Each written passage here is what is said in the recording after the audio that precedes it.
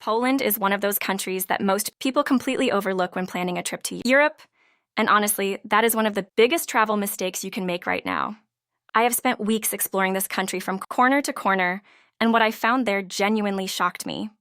We are talking about a place with medieval cities that rival Prague, mountain landscapes that compete with Switzerland, coastlines that feel like Scandinavia, and a food scene that could put some of the most famous culinary destinations to shame.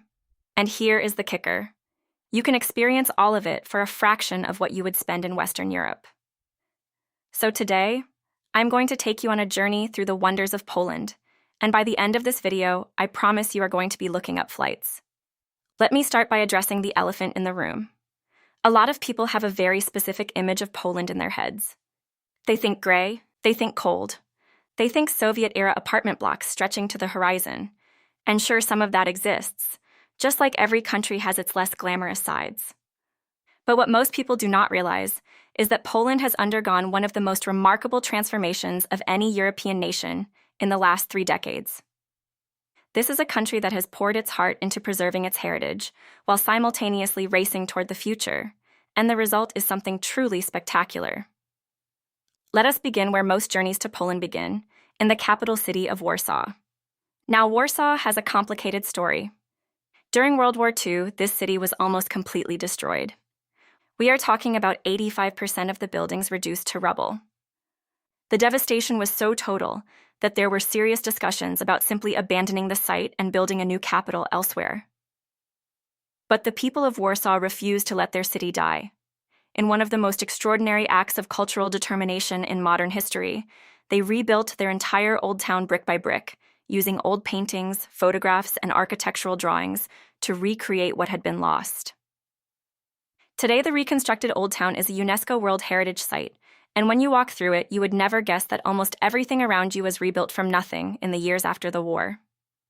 The colorful townhouses, the cobblestone streets, the royal castle overlooking the Vistula River, all of it painstakingly brought back to life. But Warsaw is not just about looking backward. This is one of the most dynamic and forward-looking cities in Central Europe. The skyline is punctuated by gleaming skyscrapers. The restaurant scene is exploding with creativity. Young entrepreneurs and artists have turned former industrial neighborhoods into vibrant cultural hubs. There is an energy in Warsaw that feels distinctly different from the more tourist-saturated capitals of Western Europe. It feels hungry and ambitious and alive. Now, as incredible as Warsaw is, most people who visit Poland will tell you that the city that truly stole their heart is Krakow. And I completely understand why. Krakow is the kind of place that makes you feel like you have stepped into a fairy tale. The main market square, known as Rynek Główny, is the largest medieval town square in all of Europe, and it is absolutely breathtaking. At any given moment, you might see horse-drawn carriages clip-clopping across the cobblestones, street musicians playing traditional Polish folk tunes, and the trumpet call that has sounded from the tower of St. Mary's Basilica every single hour for centuries. That trumpet call, by the way, has one of the most fascinating stories behind it. Legend says that during a Mongol invasion, a watchman spotted the approaching army and began playing his trumpet to warn the city. An arrow struck him in the throat mid-note, cutting the melody short. To this day, the trumpet call ends abruptly on that same unfinished note. Every single hour, for hundreds of years. That is the kind of living history you encounter around every corner in Krakow. The Wawel Castle complex sits on a hill overlooking the city and the Vistula River, and it is one of the most significant historical sites in all of Poland. This was the seat of Polish kings for centuries, and walking through its courtyards and chambers, you get a visceral sense of the grandeur and power that once resided here. The cathedral within the complex is where Polish monarchs were crowned and buried, and the mix of architectural styles spanning Romanesque to Baroque tells the story of a nation that has reinvented itself again and again throughout history. But I need to pause here and talk about something more somber, because you cannot discuss Krakow without acknowledging what lies just an hour outside the city. Auschwitz-Birkenau. The former Nazi concentration and extermination camp is now a museum and memorial, and visiting it is one of the most profoundly affecting experiences you can have anywhere in the world. I am not going to pretend I have the words to adequately describe what it feels like to walk through those gates, to see the personal belongings of the victims, to stand in the gas chambers, What I will say is that it is something every person should experience at least once in their lifetime. Not because it is pleasant, obviously it is the furthest thing from pleasant, but because it is important. It reminds us of what human beings are capable of at their absolute worst, and in doing so, it challenges us to be better. Poland carries this history with tremendous gravity and respect, and the memorial serves as one of the most powerful reminders in the world of why we must never forget. Now let me shift gears, because Poland has so much more to show us, and I want to make sure we cover the incredible natural beauty this country possesses. Because if the cities are impressive, the natural landscapes are absolutely jaw-dropping. Let us head south to the Tatra Mountains. This mountain range sits right along the border between Poland and Slovakia, and it contains some of the most dramatic alpine scenery in all of Europe. The town of Zakopane sits at the base of the Tatras and serves as the gateway to this mountain paradise. Zakopane itself has a unique charm with its distinctive wooden architecture, a style so particular to this region that it has its own name, the Zakopane style. The buildings look like they belong in some enchanted mountain village from a storybook, with their steeply pitched roofs and intricate carved decorations. But the real magic is in the mountains themselves. Hiking trails wind through valleys carpeted with wildflowers, past crystal-clear mountain lakes that reflect the peaks above them like mirrors, and up to ridgelines where you can see for what feels like forever. The most famous of these lakes is Morskie Oko, which translates to Eye of the Sea. It sits in a glacial valley surrounded by towering peaks, and the water is so clear and so still that the reflections on its surface are almost indistinguishable from reality. Getting there requires a hike of about 9 kilometers each way, but every single step is worth it. When you finally arrive and see that lake for the first time, surrounded by those mountains, with that impossibly clear water stretching out before you, it is one of those moments where you just stop and stand there, because your brain needs a minute to process that something this beautiful actually exists in the real world. Moving from the mountains, let me take you somewhere completely unexpected. The Białowieża Forest in eastern Poland. This is one of the last remaining patches of primeval forest in all of Europe. We are talking about old-growth woodland that has been standing since the end of the last ice age. Walking through this forest feels like traveling back in time 10,000 years.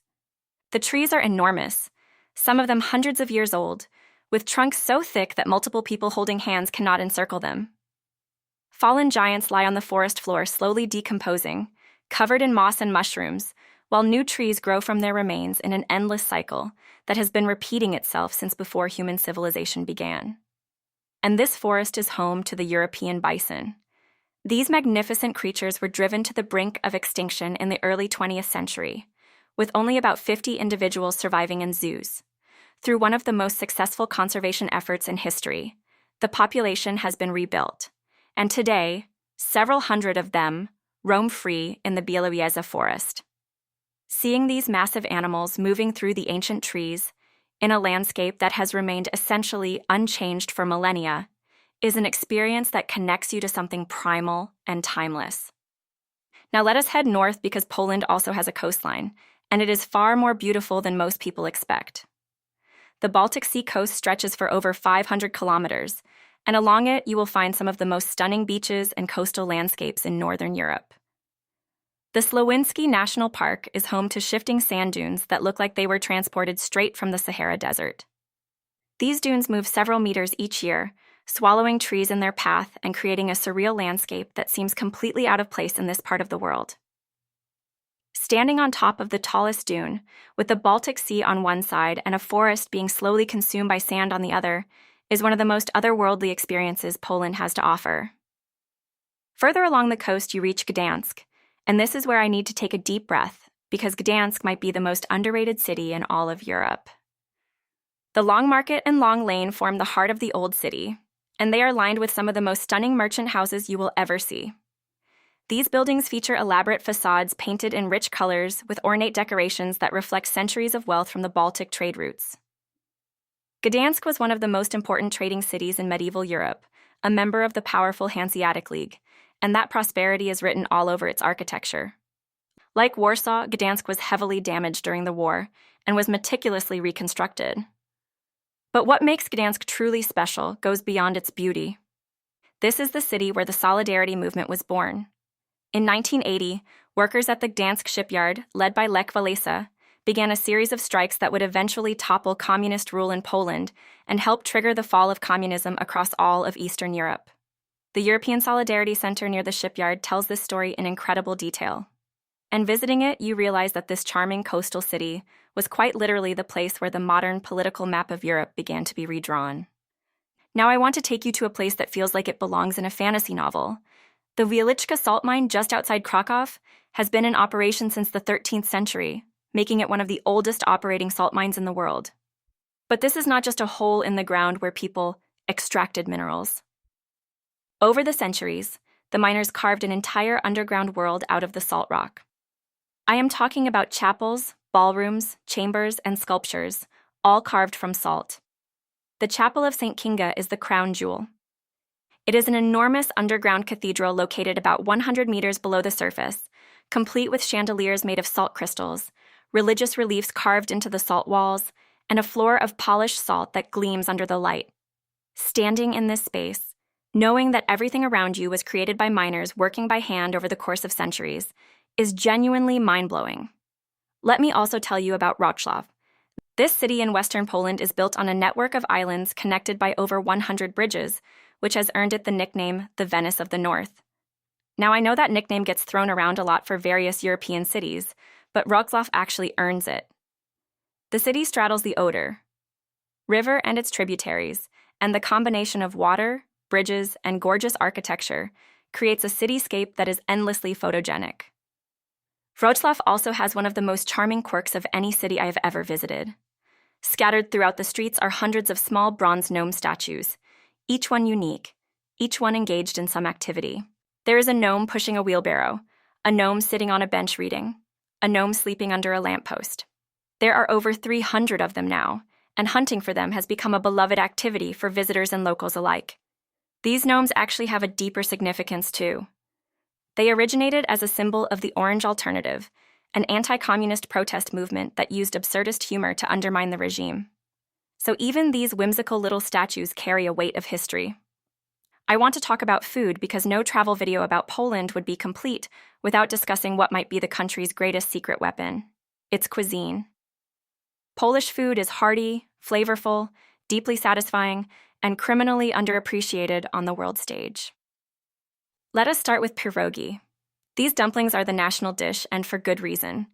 Soft dough wrapped around fillings that range from potato and cheese to meat, to sauerkraut and mushrooms to sweet fillings like blueberries.